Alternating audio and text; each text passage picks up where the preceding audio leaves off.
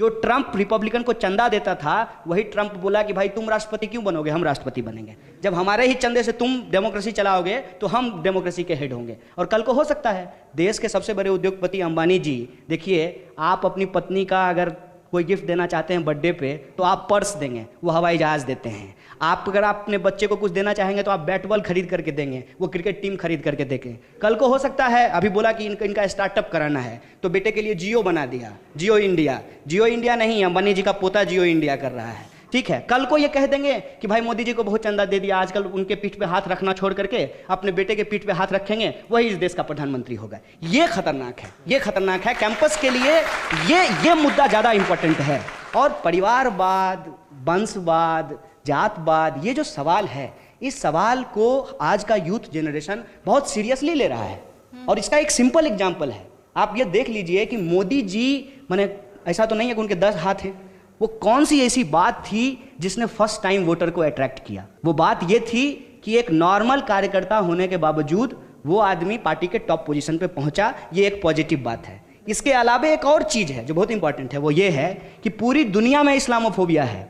किसी भी मुसलमान से ही पूछा जाएगा कि तुम आतंकवादी हो कि नहीं हो, भले ध्रुव सक्सेना जो है वो ISI की जासूसी करने में पकड़ा जाता हो, लेकिन ये सवाल उसे नहीं पूछा जाएगा। तो उसके लिए जरूरी था कि मोदी जी भाषण में बोलें विकास की बात। जब गुजरात मॉडल की बात हो तो नॉर्मल लोगों को लगे कि विकास की बात हो रही है। दरअसल गुजरात मॉडल ये था कि माइनॉरिटीज को घेर करके उनके घेटोज में मार दो और पूरे देश को ये एग्जाम्पल दो कि इसी तरीके से तुम मारे जाओगे अगर भाजपा का विरोध करोगे तो। ये जो डर का माहौल है, इस डर के माहौल को कैप्चर करके मोदी जी इस देश के प्रधानमंत्री बन जाते हैं। और जितने भी वादे हैं, जितने भी इशूज हैं, उस पर अगर इस कैंपस में कोई डिबेट खड़ा करना चाहता है तो इमीडिएटली कह दिया जाता है कि ये देशद्रोही है। अगर आप मोदी विरोधी हैं तो आप अपने आप से प्रमाण पत्र ले लीजिए देशद्रोही होने का। क्योंकि देश क्या है, देश बनता कैसे है, देश की परिभाषा कैसे तय होगी, ये आज हमारे लिए इंपॉर्टेंट नहीं है। हमेशा हमको डाइवर्ट किया जाता है। मैं समझता हूं कि देश की परिभाषा कॉन्स्टिट्यूशन से है और इसके प्रियम्बल का पहला लाइन है हम भारत के लोग।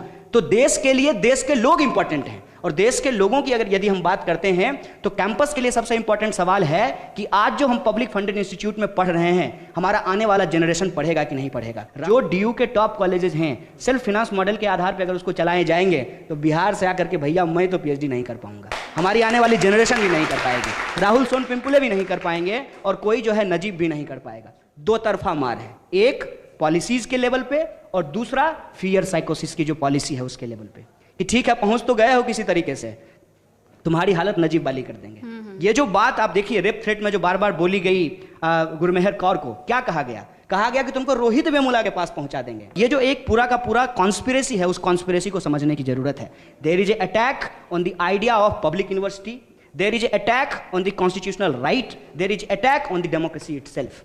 अगर ये कॉन्स्पिरेसी हम नहीं समझते हैं तो हमारे सामने इसी तरीके के लॉलीपॉप फेंके जाएंगे कि गांधी परिवार इस देश को बर्बाद कर दिया गया, फिर ये लॉलीपॉप फेंका। मैं गांधी परिवार को क्लीन चिट नहीं दे रहा हूं, इस मुगालते में ना रहे वो कि जो इस तरीके के लॉलीपॉप फेंके जाएंगे, फिर कहा जाएगा कि बुर्का खत्म कर देना चाहिए। बहुत इंटरेस्टिंग फैक्ट मैं आपको बताता हूं कि बुर्का का विरोध करने के लिए ABVP की मतलब RSS की महिला मोर्चा ने एक केसरिया स्कार्फ पहनने का चलन चलाया है। कर्नाटका के अंदर लोग बुर्का का विरोध करने के लिए केसरिया स्कार्फ पहन करके कॉलेजों में जा रहे हैं। मतलब एक रूढ़िवादी चीज का विरोध करने के लिए आप दूसरे रूढ़िवादी चीज को अपना लीजिए। मतलब भेड़िए से बचने के लिए आप जो है चीते के मांद में जाकर के बैठ जाइए। ये इस तरीके का जो पूरा का पूरा एक नैरेटिव खड़ा किया जा रहा है। फिर 10 बच्चे की बात की जाएगी, लव जिहाद का बात किया जाएगा। वो जो बेफजूल की बात करता है साक्षी महाराज, क्या बोला है कि इस देश में जो पैदा लिया है वो सब हिंदू है, इसीलिए सबको जो है जलाना चाहिए। जलाने के लिए आपके लकड़ी के आपके चाचा देंगे और फिर इकोलॉजी का क्या होगा।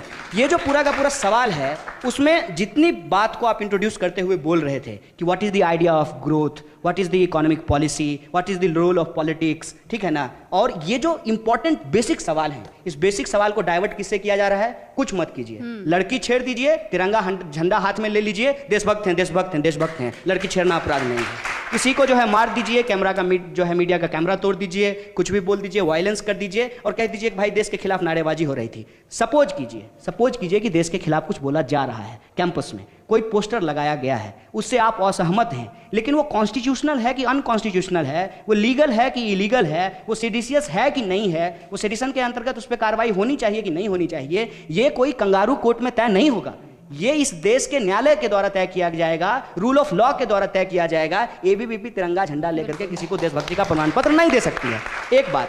दूसरी बात यह है कि इनका इतिहास क्या है, इनका इतिहास क्या है, बार बार चीज निकल करके आ रही है, मुंह में दही जमा लेते हैं। ऐसे तो ये लोग इतना बोलते हैं, इतना बोलते हैं, इतना फेंकते हैं कि समझ में नहीं आता। जब ये मामला चल रहा था कि मैंने नहीं ने सेंचुरी मारा, मेरे बल्ले ने मारा, तो मेरे दिमाग में इमीडिएटली आया था, तब तो मोदी जी भी कल को कहेंगे कि मैंने नहीं फेंका था, मेरे मुंह ने फेंका था।